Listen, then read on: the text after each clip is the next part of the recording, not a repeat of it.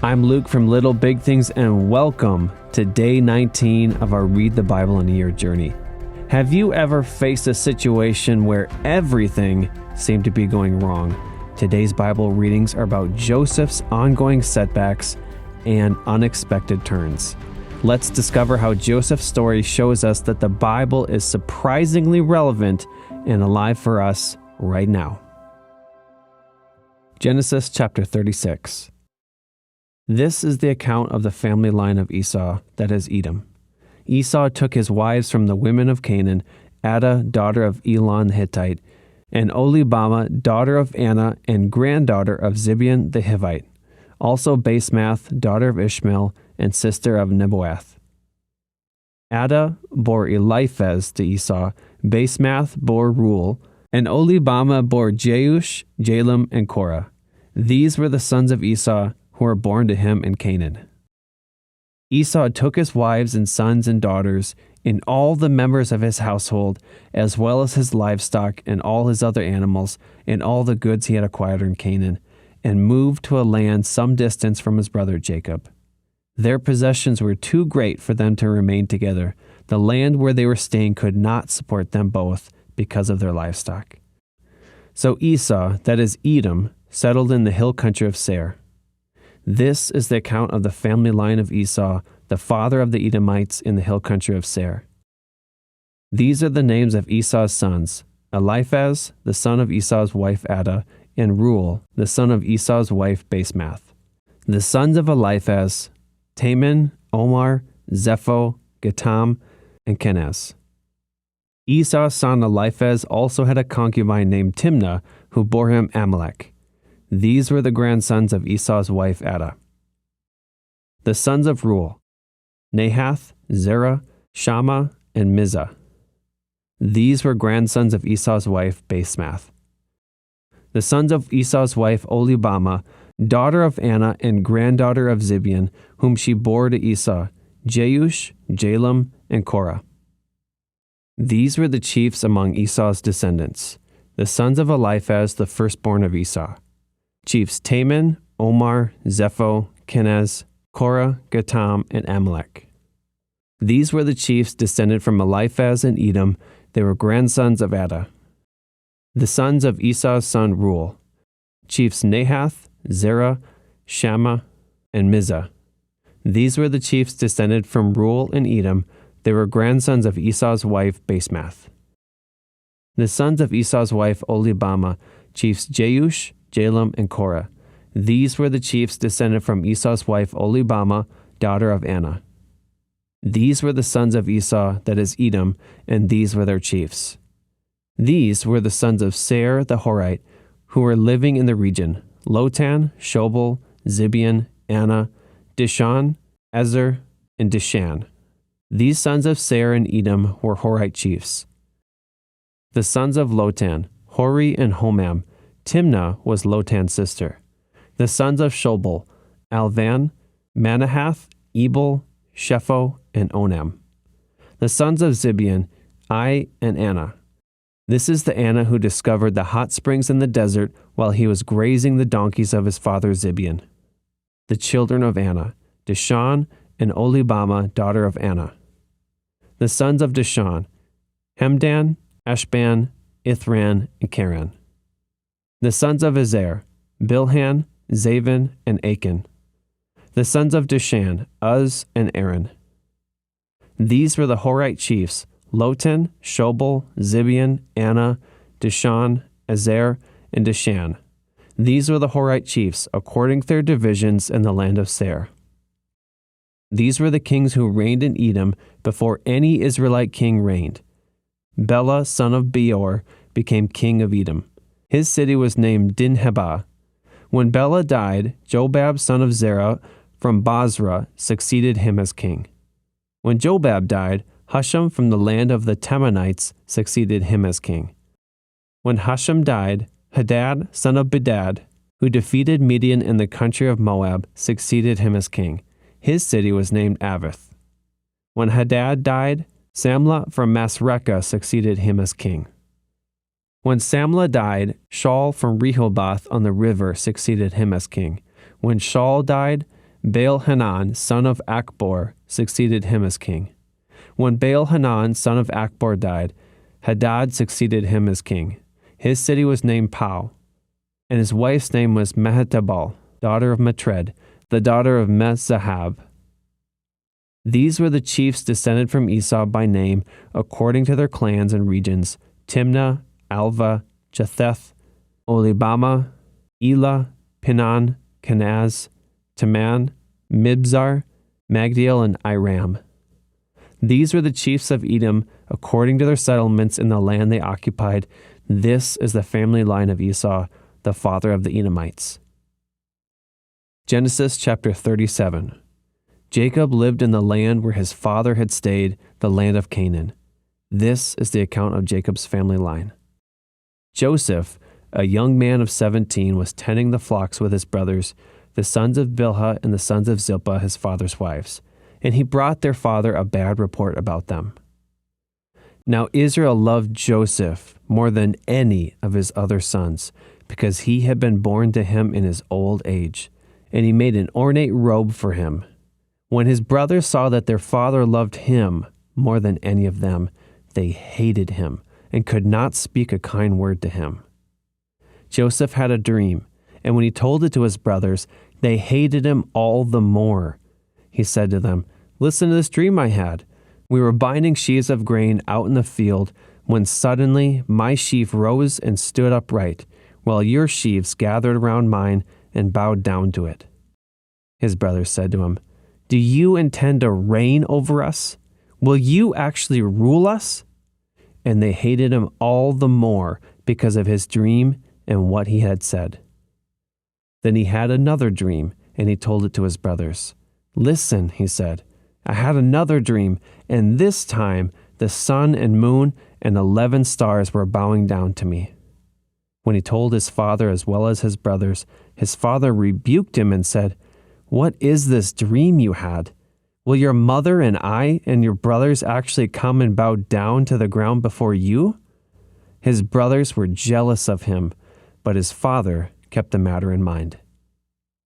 Now his brothers had gone to graze their father's flocks near Shechem, and Israel said to Joseph, "As you know, your brothers are grazing the flocks near Shechem.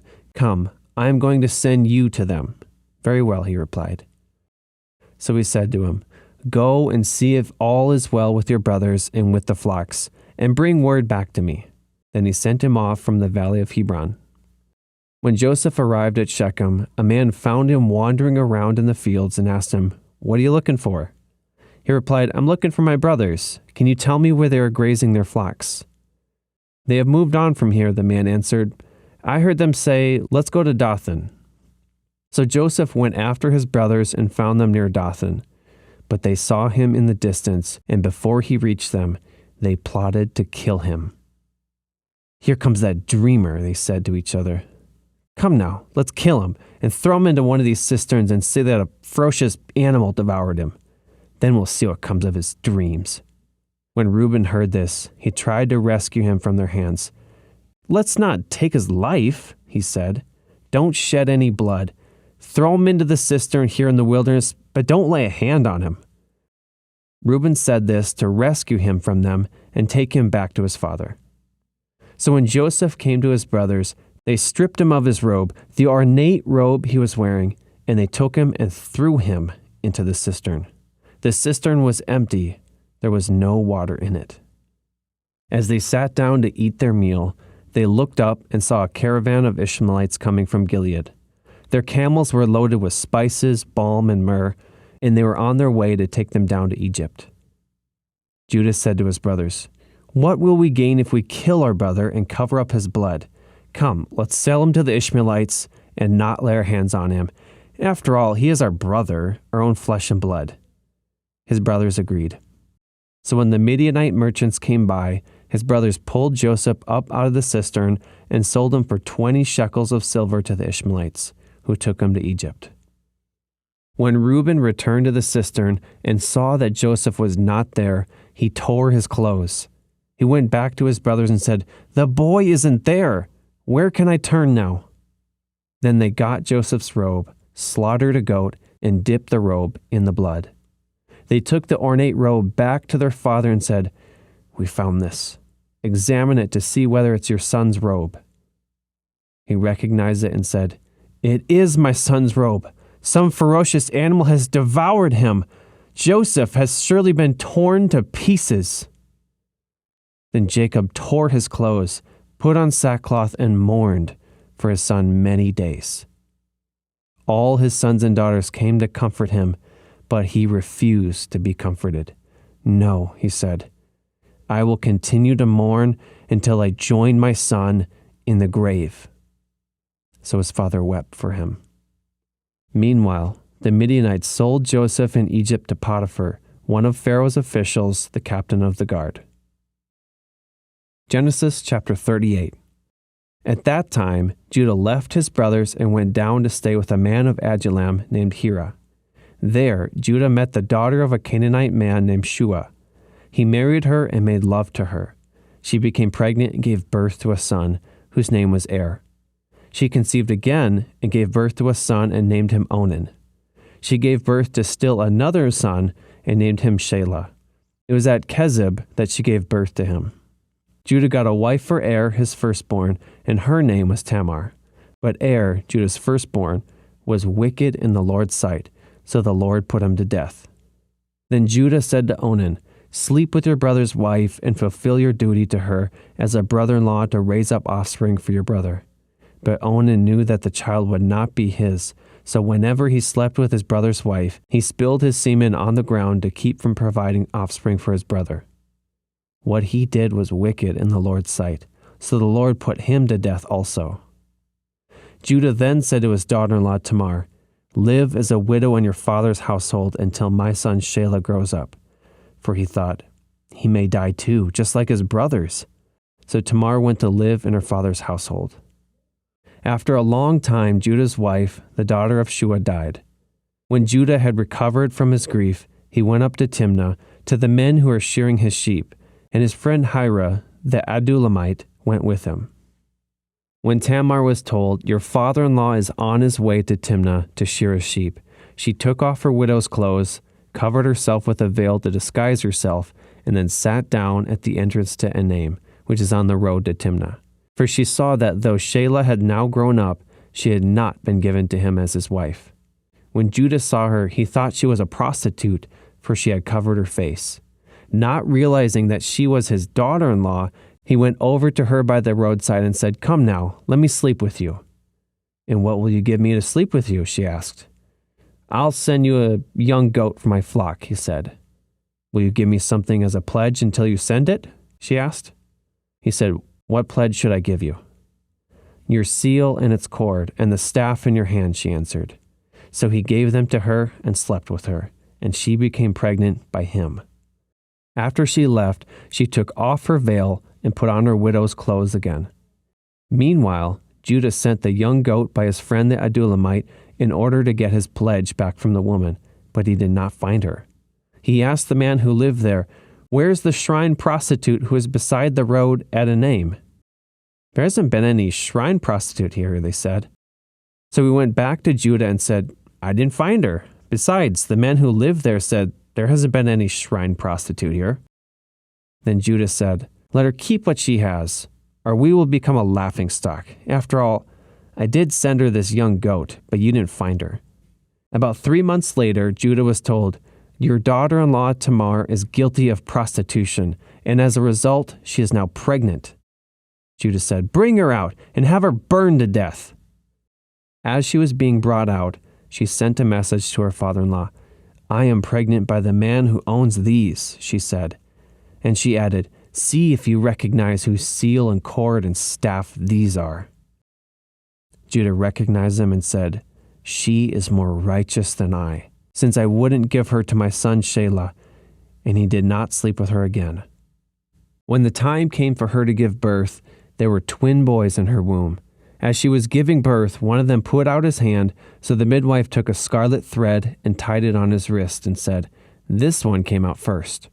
But when he drew back his hand, his brother came out, and she said, "So this is how you have broken out." And he was named Perez. Then his brother, who had the scarlet thread on his wrist, came out, and he was named Zerah. Genesis chapter 39. Now Joseph had been taken down to Egypt. Potiphar, an Egyptian who was one of Pharaoh's officials, the captain of the guard, bought him from the Ishmaelites who had taken him there. The Lord was with Joseph so that he prospered, and he lived in the house of his Egyptian master. When his master saw that the Lord was with him and that the Lord gave him success in everything he did, Joseph found favor in his eyes and became his attendant. Potiphar put him in charge of his household, and he entrusted to his care everything he owned. From the time he put him in charge of his household and of all that he owned, the Lord blessed the household of the Egyptian because of Joseph. The blessing of the Lord was on everything Potiphar had, both in the house and in the field. So Potiphar left everything he had in Joseph's care. With Joseph in charge, he did not concern himself with anything except the food he ate. Now Joseph was well built and handsome. And after a while, his master's wife took notice of Joseph and said, "Come to bed with me." But he refused. "With me in charge," he told her, "my master does not concern himself with anything in the house. Everything he owns he has entrusted to my care. No one is greater in this house than I am. My master has withheld nothing from me except you, because you are his wife. How then could I do such a wicked thing and a sin against God?" And though she spoke to Joseph day after day, he refused to go to bed with her or even be with her. One day he went into the house to attend to his duties, and none of the household servants was inside. She caught him by his cloak and said, "Come to bed with me." But he left his cloak in her hand and ran out of the house.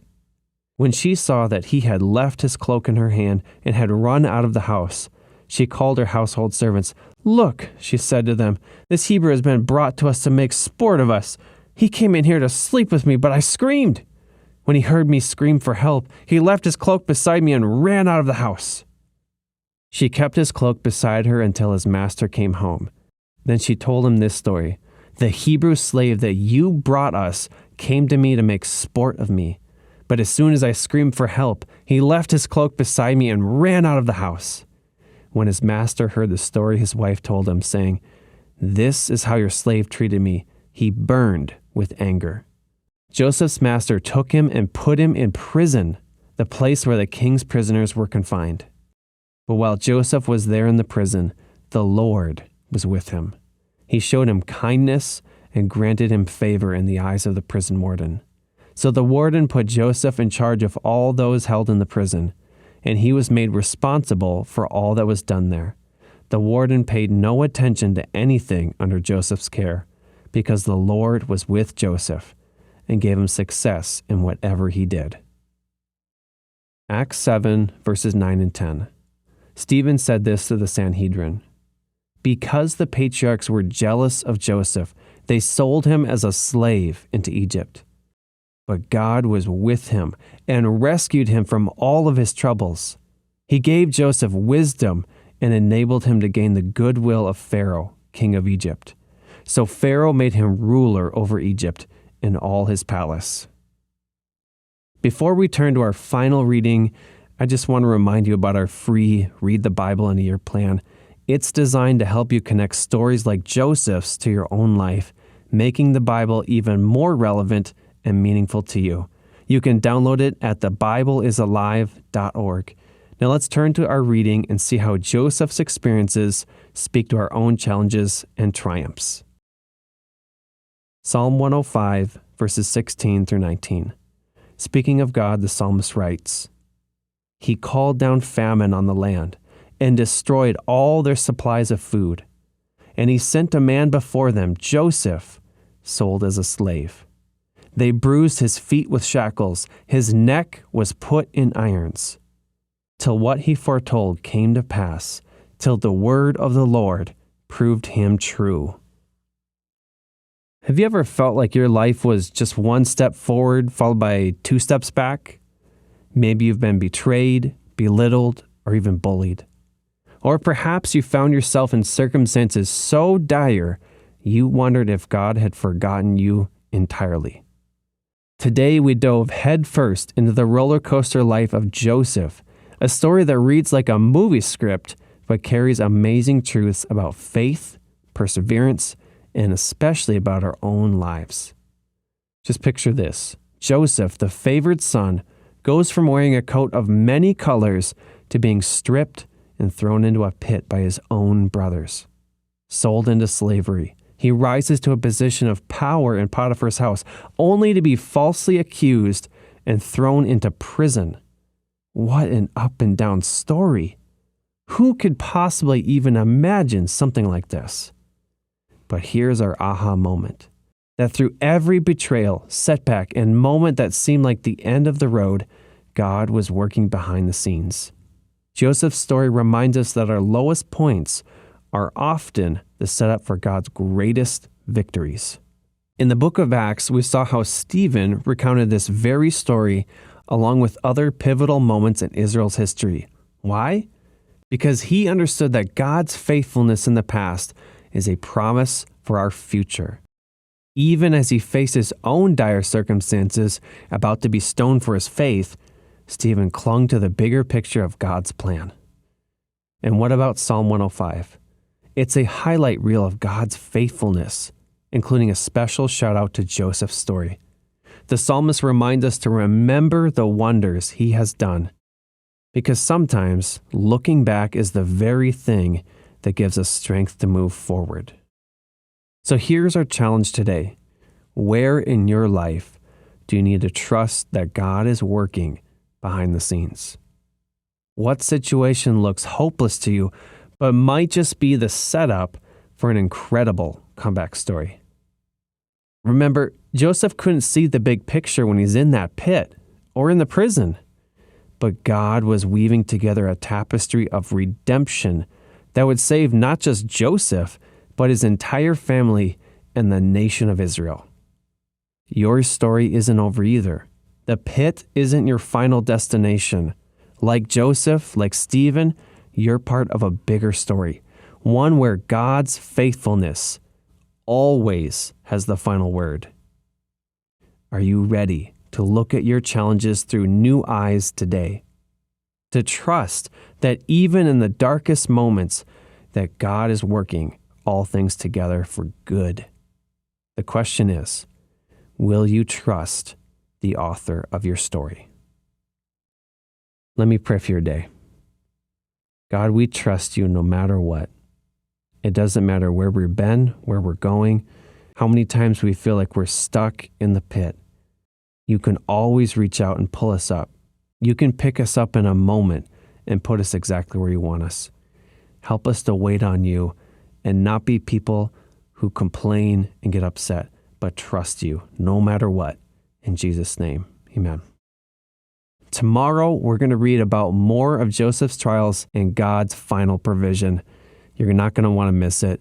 Please share your thoughts in the comments. And if you're ready to continue this adventure through the rest of the Bible, hit that subscribe button. God bless you, and I'll see you tomorrow for day 20.